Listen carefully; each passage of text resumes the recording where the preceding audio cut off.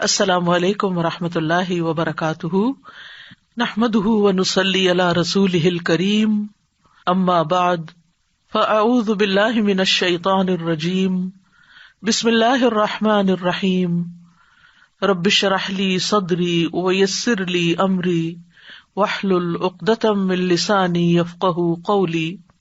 سورۃ الاخلاص۔ سورۃ الاخلاص، سورۃ الفلق اور سورۃ الناس، ان تین صورتوں کو المعوذات کہا جاتا ہے۔ ایسی صورتیں جن کے ذریعے اللہ تعالیٰ کی پناہ لی جاتی ہے ہر طرح کے شر سے بچنے کے لیے۔ سورۃ الاخلاص جس کے کئی نام ہیں، تقریباً 20، اور یہ سورت 1/3 قرآن کے برابر ہے، یعنی اتنی اہم سورت ہے۔ گویا اگر آپ اس کو سمجھ جائیں تو 1/3 قرآن آپ کو سمجھ آ گیا، کیونکہ قرآن مجید میں 3 طرح کے احکامات ہیں، 3 طرح کے علوم ہیں: توحید، احکام اور قصص۔ یا تو عقیدے کی بات ہے، یا پھر اللہ تعالیٰ کے احکامات ہیں جن پر ہمیں عمل کرنا ہے، یا پھر گزشتہ قوموں اور انبیاء کے واقعات اور قصص ہیں۔ تو اس صورت میں ایمان اور خاص طور پر توحید کی بات ہے۔ اللہ سبحانہ وتعالیٰ کا تعارف ہے۔ کچھ لوگ نبی صلی اللہ علیہ وسلم کے پاس آئے اور کہنے لگے کہ آپ ہمیں اپنے رب کا نسب بیان کیجیے۔ اس پر اللہ سبحانہ وتعالیٰ نے یہ سورت نازل فرما دی: قل هو اللہ احد اللہ الصمد لم یلد ولم یولد وَلَمْ يَكُنْ لَهُ كُفُوًا أَحَدٌ، کہ اللہ سبحانہ وتعالیٰ تو ایک ہے، اللہ بے نیاز ہے، اس نے کسی کو جنم نہیں دیا، نہ وہ کسی سے جنم دیا گیا۔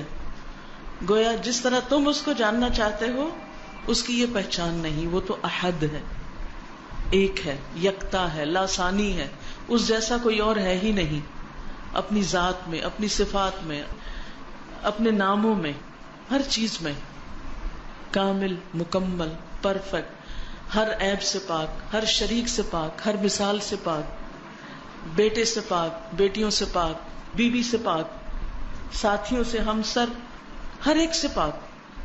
هو اللہ احد، وہ ایک ہے، اور وَلَمْ يَكُنْ لَهُ كُفُوًا أَحَدٌ، اور اس کا کوئی ایک بھی ہمسر نہیں، اس جیسا کوئی ہے ہی نہیں، لَيْسَ كَمِثْلِهِ شَيْءٌ، کوئی اس کا ہمسر نہیں۔ تو یہ اللہ سبحانہ وتعالیٰ کا ایک تعارف ہے۔ اس سورت کی اتنی زیادہ اہمیت ہے کہ نبی صلی اللہ علیہ وسلم اسے صبح فجر کی سنتوں میں سے دوسری رکعت میں پڑھا کرتے تھے، قل یا ایھا الکافرون کے ساتھ، پہلی رکعت میں وہ، دوسری میں یہ۔ اسی طرح مغرب کی سنتوں میں بھی یہ روٹین تھی آپ کی، ہمیشہ یہی پڑھتے تھے۔ گویا دن چڑھے بھی اور دن کے غروب ہونے پر کی نمازوں میں سورۃ الاخلاص، اسی طرح وتر کی آخری رکعت میں بھی سورۃ الاخلاص، دوسری رکعت میں قل یا ایھا الکافرون، اور رات کی آخری نماز کیا ہے؟ وتر۔ رات کی آخری نماز میں، دن کی پہلی نماز میں، سورج غروب ہونے کے ساتھ کی نماز میں، ان سب نمازوں میں۔ بلکہ 2 صحابہ کے بارے میں آتا ہے کہ وہ تو ہر نماز کی ہر رکعت میں سورۃ الاخلاص پڑھتے تھے، ان کو اتنی زیادہ محبت تھی اس سورت کے ساتھ کہ وہ مستقل طور پر اس کو پڑھتے تھے۔ اسی طرح ہم دیکھتے ہیں کہ نبی صلی اللہ علیہ وسلم طواف کی 2 رکعتوں میں بھی اس کو پڑھنے کا حکم دیتے ہیں، آخری رکعت میں۔ پھر ہر نماز کے بعد، یعنی یہ تو تھا نمازوں کے اندر، پھر ہر نماز کے بعد اس کو پڑھنے کی تاکید ہے۔ اور صرف اس کو نہیں، معوذتین کو بھی، قل هو اللہ احد، قل اعوذ برب الفلق اور قل اعوذ برب الناس۔ یہ تینوں صورتیں کب پڑھنی چاہیے؟ نماز کے بعد، جیسے آیت الکرسی پڑھی آپ نے، ساتھ ہی یہ تینوں صورتیں بھی پڑھ لیجیے، اس سے بھی اخلاص پیدا ہوتا ہے۔ اس کی فضیلت، یہ اس کے بارے میں یہ بھی آتا ہے کہ یہ انسان کی بیماریوں کو دور کرنے والی۔ اب بیماریوں کو کیسے دور کرنے والی؟ سب سے بڑی بیماری اور علت کیا ہے؟ شرک۔ سارے غم ہی شرک کی وجہ سے آتے ہیں، ساری مصیبتیں شرک کی وجہ سے آتی ہیں۔ اللہ سبحانہ تعالیٰ کی ناراضگی شرک کی وجہ سے آتی، چاہے شرک اکبر ہو چاہے شرک اصغر ہو. شرک اکبر تو بتوں کو پوجنا، اور شرک اصغر کیا؟ ریاکاری کرنا، دکھاوے کے کام کرنا، اپنے نیک کاموں پہ فخر کرنا، لوگوں کو بتانا کہ میں کیسا کیسا نیک ہوں. تو اس کا علاج کیا ہے کہ انسان قل هو اللہ احد پڑھے. پھر اسی طرح صبح اور شام 3 بار، صبح شام کے جو اذکار ہیں، اذکار الصباح والمساء، اس میں 3 بار ان صورتوں کو، تینوں صورتوں کو پڑھنے کا حکم دیا گیا ہے. اور اس سے بھی انسان کو بہت فائدہ ہوتا ہے، ہر طرح کے وسوسوں سے نجات ملتی ہے. پھر اسی طرح رات کو سوتے وقت کس طرح پڑھی جاتی ہے؟ رات کو سوتے وقت 3 دفعہ. مثلا نبی صلی اللہ علیہ وسلم جو طریقہ بتایا وہ کیا ہے؟ ہتھیلیوں کو جوڑ کر اس میں پڑھا جائے قل هو اللہ احد، قل اعوذ برب الفلق، قل اعوذ برب الناس، یعنی مکمل صورتیں. پھر ہاتھ میں پھونک ماری جائے. پھر سر، اور سر کے بعد اگلے حصے میں چہرے، اور چہرے کے بعد جسم کے اگلے حصے پہ پھیرا جائے جہاں تک ہاتھ جاتا ہے. ٹھیک ہے، بازو وغیرہ سب کچھ جہاں جہاں آپ کا ہاتھ جاتا. پھر دوسری بار اسی طرح ہاتھ جوڑ کے قل هو اللہ احد، قل اعوذ برب الفلق، قل اعوذ برب الناس، سر، چہرہ، اگلا حصہ، اور پھر پچھلا جہاں تک ہاتھ پہ. پھر تیسری بار اسی طرح 3 بار آپ نے اپنے آپ کو روزانہ رات کو سوتے وقت دم کرنا ہے. اب ذرا آپ گنیں کتنی بار ہو گئی یہ صورت؟ 5 نمازوں کے بعد، وتر میں، 2 سنتوں میں، صبح شام کے اذکار میں 3 بار، اور پھر رات کو 3 بار. ہم اس صورت کو سورت الفاتحہ سے بھی زیادہ بار پڑھتے ہیں دن میں. اور اگر کوئی بیمار ہو جائے، خصوصاً کسی کو جن پڑ جائے یا کوئی روحانی بیماری ہو جائے، کوئی جادو ہو، کچھ ہو، تو اس کے لیے جو رقیہ کیا جاتا ہے اس میں بھی ان صورتوں کو پڑھنا لازم ہے، اس میں بھی پڑھیے. اسی طرح کوئی بچہ بیمار ہو جاتا ہے، آپ خود بیمار ہیں، تو آپ دن کے وقت بھی اپنے ہاتھوں پہ پڑھ کے اپنے سارے جسم پہ پھیریے. جو شخص ہر روز رات کو اپنے اوپر یہ دم کرے گا، کیا اسے بیماریوں سے نجات ملے گی یا نہیں؟ ملے گی نا. یقین سے پڑھیں تو بات ہے نا. ڈپریشن سے، وسوسوں سے، غم سے، پریشانیوں سے، تفکرات سے پھر اچھی نیند آئے گی یا نہیں؟ آئے گی نا، کیونکہ آپ نے ان سب چیزوں سے چھٹکارا حاصل کیا. نبی صلی اللہ علیہ وسلم اپنی زندگی کے آخر تک یہ معمول روزانہ کرتے رہے. آخر میں جب آپ بہت بیمار اور لاغر ہو گئے تو حضرت عائشہ نے آپ ہی کے ہاتھوں پہ پڑھ کے آپ کے ہاتھوں کو اس طرح جسم پر جہاں تک وہ جاتے تھے پھیرا، ان کی برکت کی وجہ سے. تو اس سے آپ اندازہ لگا سکتے ہیں کہ اس صورت کی ہماری عملی زندگی میں کتنی زیادہ اہمیت ہے. نہ صرف یہ کہ اس صورت کی بلکہ اگلی 2 صورتوں کی بھی.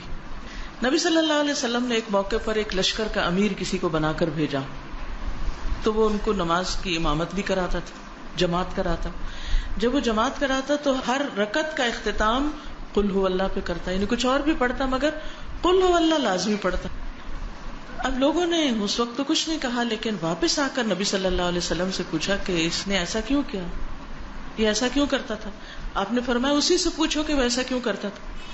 لوگ اس کے پاس گئے اور انہوں نے کہا کہ تم ایسا کیوں کرتے تھے کہ ہر رکعت جو ہے اس کا اختتام قل هو اللہ پہ کرتے؟ تو اس نے کہا کہ مجھے اس صورت سے محبت ہے، مجھے اس صورت سے محبت ہے، کیونکہ یہ رحمان کی صفت ہے، یہ رحمان کی پہچان ہے، اس میں رحمان کی صفات بیان ہوئی، اس لیے مجھے اس صورت سے محبت ہے. تو مجھے اللہ سے محبت ہے، لہٰذا میں اللہ کی صفات ہر رکعت میں بیان کرتا ہوں. یعنی اس کو یوں لگتا تھا جیسے اللہ سبحانہ وتعالیٰ کی صفت بیان نہ کی تو گویا جیسے نماز مکمل نہ ہوئی. یہ اس کا اپنا اجتہاد تھا، یہ اس کے اپنے جذبات تھے. تو بہرحال آپ صلی اللہ علیہ وسلم نے اس کے لیے پیغام بھیجا کہ تم اسے جا کر خبر دے دو کہ اس بنا پر اللہ سبحانہ وتعالیٰ بھی اس سے محبت رکھتا ہے. گویا جو شخص اس صورت سے محبت رکھتا ہے اللہ سبحانہ وتعالیٰ اس سے محبت رکھتا ہے. ہم اپنے آپ سے پوچھیں کہ کیا ہمیں بھی اس صورت سے محبت ہے. اسی طرح ایک انصاری کے بارے میں آتا ہے کہ وہ مسجد قباء میں امامت کرایا کرتے تھے. آپ نے ان کو اس مسجد کا امام مقرر کر دیا. تو وہ بھی یہی کرتے, ہر رکعت اس کا آغاز جو تھا سورۃ الفاتحہ کے بعد قل هو اللہ سے کرتے, یعنی انہوں نے لازم کر رکھا تھا. تو جو پیچھے نماز پڑھنے والے تھے انہوں نے کہا کہ بھائی کوئی ایک چیز پڑھایا کرو, یا قل هو اللہ پڑھاؤ یا پھر وہ جو سورت دوسری ہے وہ پڑھاؤ. تو اس نے کہا کہ میں تو اس سے باز نہیں آؤں گا, میں تو ایسا ہی کروں گا. اگر تمہیں یہ پسند نہیں تو جس کو چاہو اپنا امام بنا لو, میں امامت سے دستبردار ہو جاؤں گا لیکن میں قل هو اللہ کو نہیں چھوڑوں گا. کتنی بڑی بات تھی. یہ کون کہتا ہے؟ وہی کہتا ہے نا جس کو اس سورت کی اہمیت اور فضیلت کا پتہ ہو اور اس سے محبت ہو. اب ہوا یہ کہ بات نبی صلی اللہ علیہ وسلم تک پہنچی کہ بھی ہمارا امام جو ہے وہ اس کی پابندی بہت کرتا ہے. تو آپ نے اس سے پوچھا کہ تم ایسا کیوں کرتے ہو؟ اس نے کہا کہ اس لیے کہ مجھے اس سورت سے محبت ہے. آپ نے فرمایا اس کی محبت نے تجھے جنت میں داخل کر دیا, اس کی محبت نے تجھے جنت میں داخل کر دیا. یہی وجہ ہے کہ ہم ایک اور حدیث میں بھی پڑھتے ہیں کہ نبی صلی اللہ علیہ وسلم نے فرمایا جو شخص 10 بار قل هو اللہ احد پڑھتا ہے اس کے لیے جنت میں ایک محل بن جاتا ہے. عمر رضی اللہ عنہ کہنے لگے کہ اے اللہ کے رسول صلی اللہ علیہ وسلم اس طرح تو ہم بہت سارے محل اپنے لیے تیار کر لیں گے, یعنی بہت دفعہ ایسا ہی عمل کریں گے. آپ نے فرمایا اللہ کے پاس اس سے بہت زیادہ ہے, بہت اچھا ہے, یعنی تمہارے گمان سے کہیں زیادہ ہے اس کے پاس. اور پھر آپ دیکھیے کہ ایک اور شخص کے بارے میں آتا ہے کہ وہ ایک بار ساری رات اسی سورت کی تلاوت کرتے رہے. یعنی نبی صلی اللہ علیہ وسلم کو جب یہ بات پتہ چلی کہ وہ ساری رات ہی پڑھتا رہا تو آپ نے اس کو منع نہیں کیا. اس لیے اگر کوئی اس کو ایک سے زیادہ بار پڑھتا ہے تو کوئی منع نہیں ہے, لیکن اس کے لیے کوئی جگہ, کوئی وقت, کوئی گنتی, کوئی ہنسا کچھ مقرر نہیں. تو یہ ہے سورۃ الاخلاص کی اہمیت اور فضیلت. وآخر دعوانا ان الحمد للہ رب العالمین. سبحانک اللہم وبحمدک اشہد ان لا الہ الا انت استغفرک واتوب الیک. السلام علیکم ورحمۃ اللہ وبرکاتہ.